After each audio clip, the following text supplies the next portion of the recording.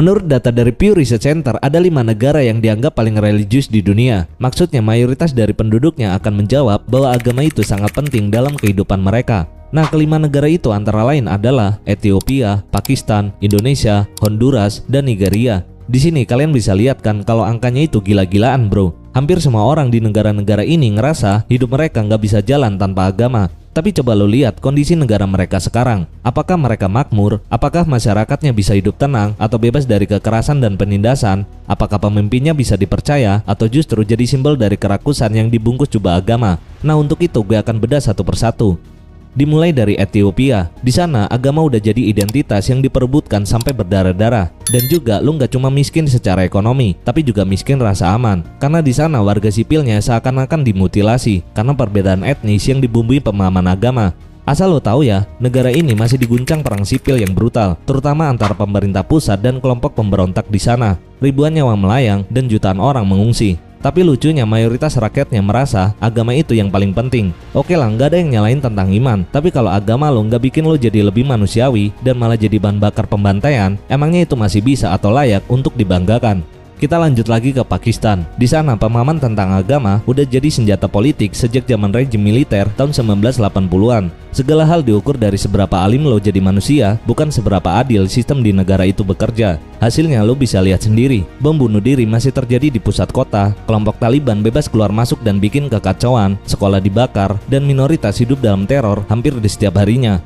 Nah, sekarang saatnya gue bahas tentang Indonesia. So, buat kalian yang mau dengerin video ini sampai selesai, silakan pakai headsetnya sekarang juga. Soalnya kalau di loudspeaker, takut kalau ada yang teriak-teriak nggak jelas pas denger video ini.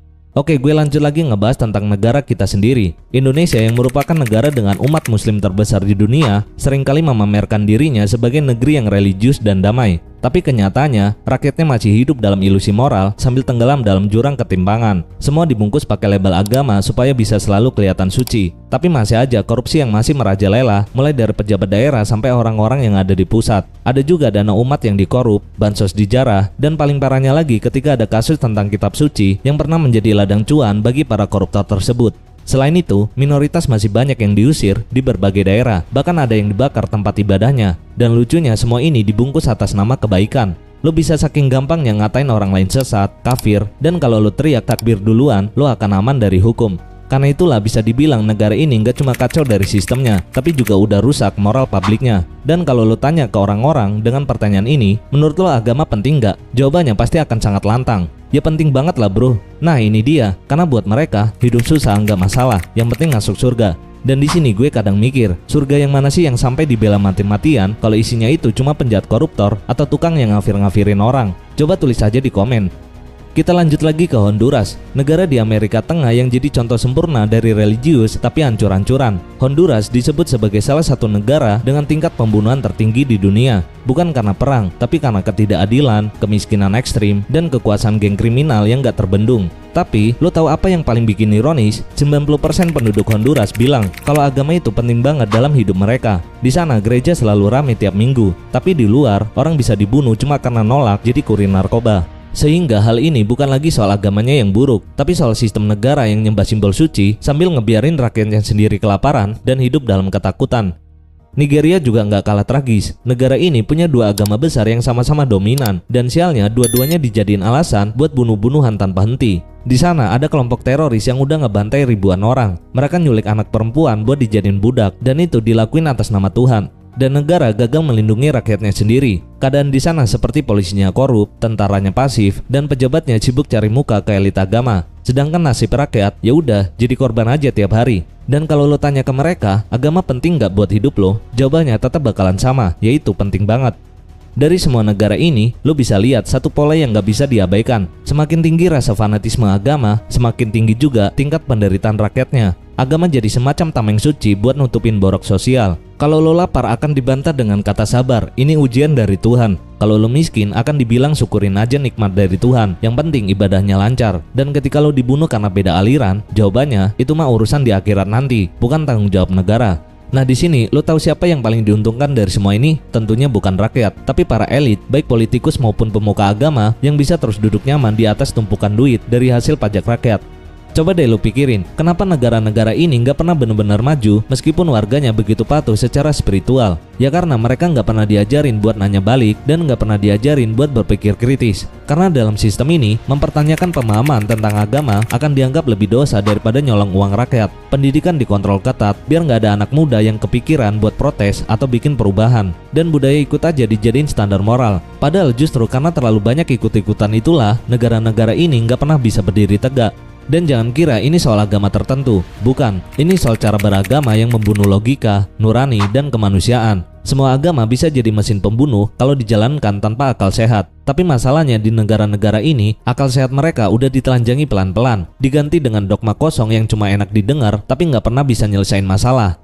Hasilnya yaitu tadi, negara jalan di tempat, sedangkan rakyat terus ngemis-ngemis minta bantuan, dan pemimpin akan terus so suci sambil nyolong duit pajak dari rakyat. Negara Indonesia adalah contoh paling menyedihkan karena ini rumah kita. Kita tumbuh di lingkungan yang ngajarin kita buat takut nanya, takut beda pendapat. Dan karena takut itu, kita jadi penurut yang bodoh, bukan pemikir yang bebas. Agama jadi identitas, bukan lagi panduan hidup. Dan lebih parahnya lagi, identitas itu dipakai buat nyiksa orang lain yang gak sesuai dengan aturan mereka, yang katanya aturan itu adalah kebenaran mutlak. Nah, lu tahu apa yang paling nyakitin? Ketika rakyat miskin masih percaya bahwa mereka miskin itu karena kurang ibadah, padahal mereka miskin itu karena negara dan sistemnya yang udah bobrok. Tapi karena dari kecil udah dicekokin doktrin pasrah dan harus bersyukur tanpa kritik, hasilnya mereka nggak bisa lihat realitanya. Mereka kira neraka itu buat orang yang nggak pernah ke masjid ataupun ke gereja, padahal neraka nyata itu udah ada di depan mereka sendiri, yaitu dalam bentuk jalan rusak, harga pangan yang nggak masuk akal, gaji yang nggak cukup buat hidup, dan sekolah yang makin mahal. Fanatisme agama bukan cuma masalah pribadi, karena ketika itu udah menjalar ke sistem negara, itu udah jadi bencana sosial. Dan parahnya fanatisme itu justru dipelihara sama mereka yang punya kuasa. Karena selama rakyat sibuk debat soal halal atau haram, elitnya bisa leha-leha nyusun skenario buat nyedot duit negara lewat proyek dan kebijakannya yang ngawur.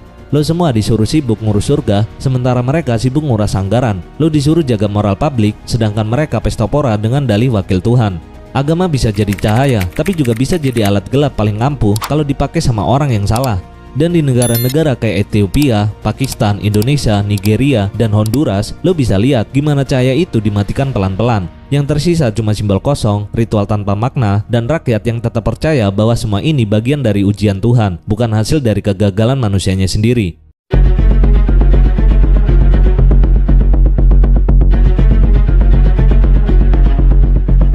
Sekarang kita masuk ke sisi lain dari dunia ini, sisi yang kadang bikin lo pengen tepuk jidat karena kenyataannya yang kontras banget. Di saat sebagian negara sibuk ngebentengin moral, ada negara-negara yang justru ogah terlalu pusing mikirin surga, tapi rakyatnya hidup jauh lebih manusiawi. Dan mereka ini bukan negara yang anti Tuhan, tapi juga nggak sibuk ngatur-ngatur iman orang.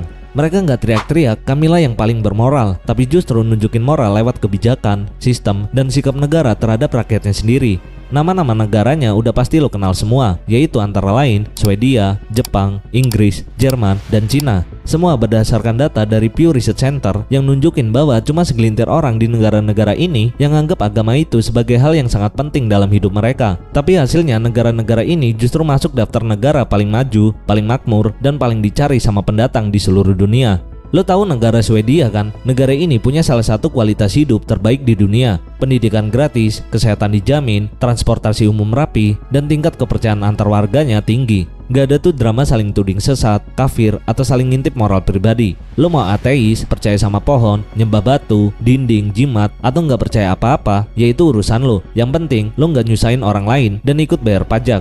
Pemerintah Swedia juga nggak pakai dalih agama buat nutupin kebijakan mereka yang aneh-aneh. Semua transparan, kalau korupsi bakal dikejar habis. Bahkan pemerintah aja bisa kena kritik. Nggak ada istilah, jangan sentuh pemimpin, dia itu orang suci. Nggak ada bro, karena di sini yang suci itu cuma sistem yang adil dan bisa diakses sama semua orang. Kita berpindah lagi ke negara Jepang. Di sini juga nggak kalah keren bro. Negara ini punya budaya yang berakar pada kehormatan dan tanggung jawab pribadi. Bukan karena takut neraka, tapi karena sadar bahwa hidup bermartabat itu jauh lebih penting. Di sana banyak orang yang malu kalau telat, malu kalau ngelakuin kesalahan, dan bahkan bisa minta maaf secara publik kalau bikin malu komunitas. Bukan karena takut dosa, tapi karena sadar diri dan ngaca. Terlebih lagi negara ini hampir nggak punya drama soal agama. Gereja dan kuil lebih jadi tempat wisata daripada tempat cuci dosa. Tapi hasilnya lo bisa ngeliat jalanan bersih, kriminalitas rendah, orang-orang yang nggak buang sampah sembarangan, dan teknologi yang canggih di mana-mana.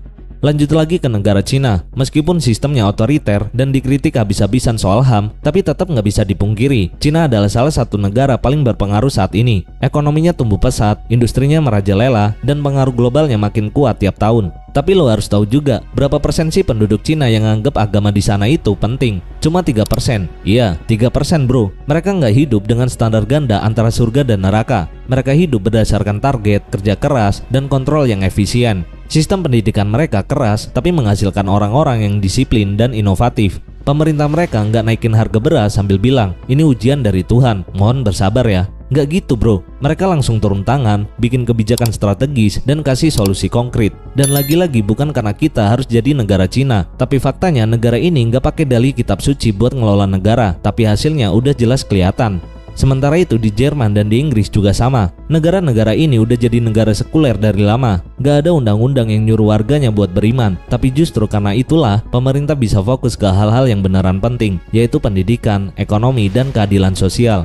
Di Inggris, anak-anak diajarin berpikir kritis sejak kecil. Mereka disuruh debat, nanya, dan belajar dari sudut pandang yang berbeda. Sementara di Jerman, karyawan buruh punya hak yang kuat, dan negara ngasih subsidi kalau lo kehilangan pekerjaan.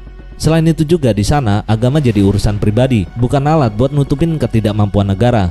Nah, yang paling bikin nyesek itu, negara-negara ini malah jadi tujuan jutaan orang dari negara-negara religius di dunia. Orang Indonesia, Pakistan, Ethiopia, semua pengen hijrah ke Eropa, Amerika, atau Asia Timur. Bukan karena mau belajar agama, tapi karena pengen hidup yang lebih layak. Ironis kan? Lo teriak-teriak di sini capek-capek, tapi kalau dikasih kesempatan buat pindah, pasti lo akan pilih tinggal di negara yang bahkan gak peduli lo percaya Tuhan atau enggak. Dan itu fakta. Yang penting lo bisa sekolah gratis, rumah sakit bagus, internet lancar, dan negara yang gak nyuruh lo puasa sambil diem-diem nyolong anggaran bansos. Tapi kenapa negara-negara ini bisa stabil walaupun gak religius? Karena mereka bangun sistem yang berbasis etika universal, bukan dogma dari satu pemahaman doang. Mereka percaya sama kejujuran, keadilan, dan tanggung jawab sosial. Bukan karena takut neraka, tapi karena ngerti bahwa masyarakat cuma bisa maju kalau semua orang bisa saling percaya dan saling jaga. Hukum ditegakkan bukan berdasarkan kitab, tapi berdasarkan akal sehat dan prinsip keadilan modern. Di sana juga polisi nggak bakalan nanya lu dari agama apa, tapi yang dinilai adalah tindakan lu, bukan atribut dari keimanan lu itu. Dan lu tahu nggak apa yang paling keren? Di negara-negara ini, lu bisa jadi minoritas dan tetap punya hak yang sama. Nggak ada ceramah yang ngancam neraka tiap minggunya, nggak ada sweeping moral pakai ormas yang berkedok agama. Karena semua bisa hidup berdampingan tanpa harus percaya pada hal yang sama. Lo bayangin tuh hidup di negara kayak gitu. Lo bisa punya keyakinan pribadi, tapi negara nggak ikut-ikutan ngatur. Lo nggak perlu pura-pura alim biar dapat kerja, dan lo nggak perlu takut dibakar rumah ibadahnya cuma karena minoritas. Semua itu bisa terjadi bukan karena mereka nggak beragama, tapi karena mereka ngerti bahwa hidup itu butuh sistem yang adil, bukan simbol suci yang dijadiin tameng buat ngelindungi ketidakadilan. Dan lucunya di negara-negara ini, justru kejahatan moral kayak korupsi, kekerasan, atau penindasan itu jauh lebih rendah. Gak ada yang teriak-teriak, kamilah yang paling suci. Tapi praktek hidup mereka jauh lebih bermoral dari negara-negara yang tiap harinya isi medianya soal ceramah dan kajian. Dan itu karena mereka nggak sibuk mikirin siapa yang paling dekat sama Tuhan, tapi fokus ke siapa yang paling bertanggung jawab antar sesama manusia. Karena itulah di sini lo bisa lihat kontras yang paling mencolok. Negara yang minim agama tapi maksimal dalam sistem ternyata lebih manusiawi dan lebih layak dihuni. Sementara negara yang penuh dengan jargon keimanan justru sering jadi tempat paling susah buat hidup dengan damai dan bermartabat. Dan ini bukan salah agamanya, tapi jelas-jelas ada yang salah dengan cara negara memperlakukan agama di dalamnya. Dan parahnya kita yang hidup di negara religius malah sibuk mencibir negara sekuler sambil nonton anime Jepang. Kayak orang yang nyinyir sama tetangga tapi ngemis minta numpang hidup di rumahnya. Iya beneran, dan kadang kita emang setolol itu jadi manusia.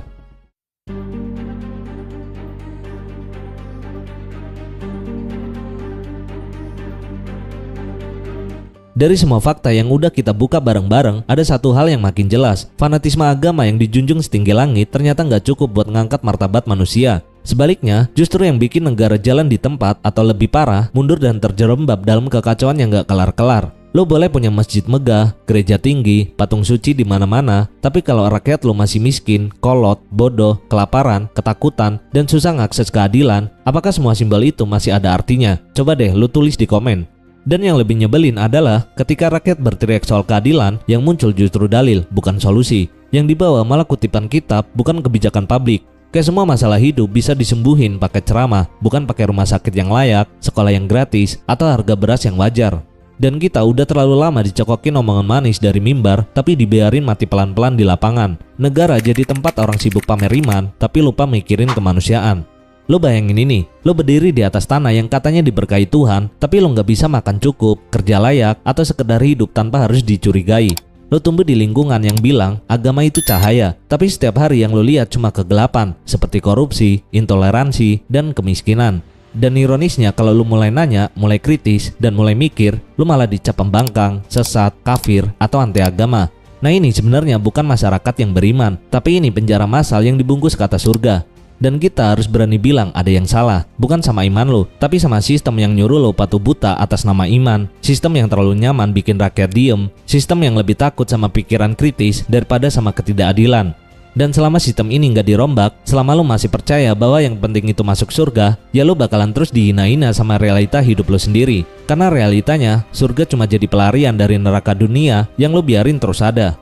Negara-negara yang nggak terlalu peduli sama agama bisa jauh lebih adil, makmur, dan lebih manusiawi, bukan karena mereka nggak punya nilai, tapi karena mereka ngerti satu hal penting, moral itu nggak pakai dalil, kalau lo emang punya hati nurani dan akal sehat. Mereka bikin sistem yang adil bukan karena takut dosa, tapi karena ngerti hidup itu butuh tanggung jawab. Mereka bisa bangun peradaban yang solid karena nggak sibuk maksa semua orang percaya hal yang sama. Dan di sana keberagaman bukan ancaman, tapi itu kekuatan. Dan ini bukan soal jadi negara sekuler, liberal, atau apalah itu istilahnya yang suka dipakai. Ini soal jadi waras, soal berani ngeliat bahwa selama ini kita lebih sibuk jaga simbol daripada jaga nyawa. Kita lebih takut lihat aurat daripada lihat anak kelaparan. Kita lebih repot debat ibadah orang lain daripada cari cara biar rakyat nggak perlu korup buat bisa makan. Dan itu semua harusnya bikin lo sadar, agama nggak pernah jadi masalah, tapi cara kita memperlakukan agama itulah biang keroknya. Lo bisa tetap percaya Tuhan, tetap ibadah, tetap punya prinsip keimanan yang lo junjung tinggi. Tapi ketika agama lo bikin lo diam ngelihat ketidakadilan, ketika agama lo dijadiin alat buat nindas yang beda, dan ketika lo lebih sibuk ngafalin ayat daripada nolongin tetangga yang kelaparan, maka lo bukan lagi orang yang beriman. Lo cuma poin dalam sistem yang terlalu licik buat ngakuin bahwa dia gagal, dan lebih nyaman nyalain rakyat yang kurang taat. Udah cukuplah hidup dalam ilusi bahwa semua ini bakal diganti di akhirat nanti. Jangan tolol lah, karena lo itu masih hidup di dunia. Dan dunia ini perlu diurus, bukan cuma diserahkan lewat doa ke langit. Negara harus dibangun pakai logika, bukan pakai ancaman neraka. Dan rakyat harus dijaga pakai keadilan, bukan dibungkam pakai ayat. Karena ujung-ujungnya, Tuhan gak akan turun dari langit buat benerin jalan rusak di kampung lo. Gak akan datang ke TPS buat milih pemimpin yang bersih. Dan gak akan muncul di pengadilan buat ngebela lo dari aparat yang jolim. Itu semua masih tugas kita sebagai manusia, selama kita masih hidup di dunia.